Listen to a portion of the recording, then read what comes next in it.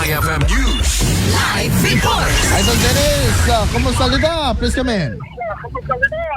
Yes, maragsakan ti international community karaman dagitay Filipino o sa bulunga dagitay Middle East gabo iti update iti reputation iti Middle East alas 6 Paredos iti Philippine time iti laing Idol Lawrence at sa iti post ni US President Donald Trump iti inaamong na ito'y tuwid ceasefire iti pananggumba na kuma iti Iran iti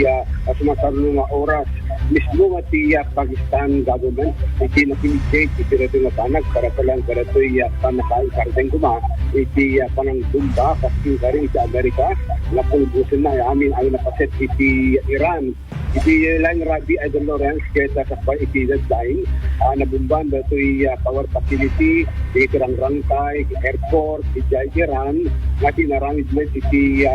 Iran inusarnan dahil iti babae uping human shield iti planta at yung gusto kita agsarting pero ito'y panangatake iti Israel ken iti Amerika surok ko tanggasot nga warplane iti timayadon iti Rabi at bantay iti lawlaw iti at itiya gantas sa Amerika na panangtungkos ko na ngayon ato itinagpaling ng mediator bagang di Pakistan government iti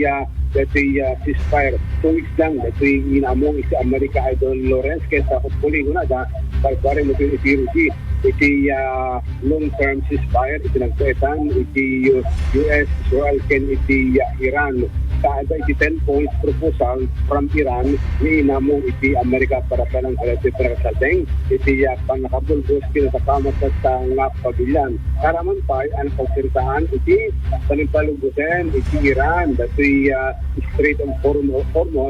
ngayon iti pagnaan dagiti lang Idol Lawrence kaya nga sa talagang very positive iti nagtuling nga negotiations iti Pakistan iti nagpaitan iti Iran Amerika kung gamitin iti Israel iti agdama kaya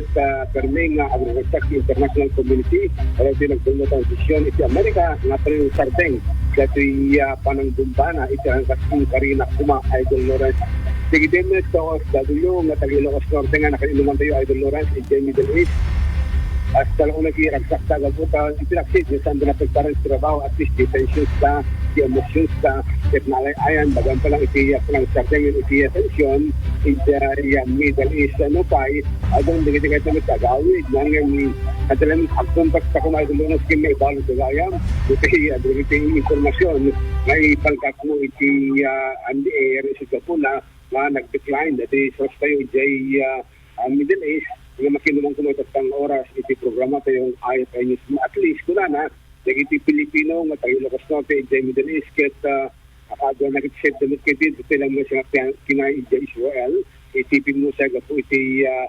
bomba iti namisan nga aldaw Idol Lawrence iti agdama iti taga Ilocos Norte nga iti Middle East ket medyo nangay-ayandan kaya ito inamong iti Amerika nga 2 weeks to ceasefire under negotiations pa na and kaya ito long-term nga panagsadeng kumansigubat itinagpaitan iti talo nga nasyon. Damag ko lang manipod sa Middle East, Idol, Dennis Alipio, Tatak,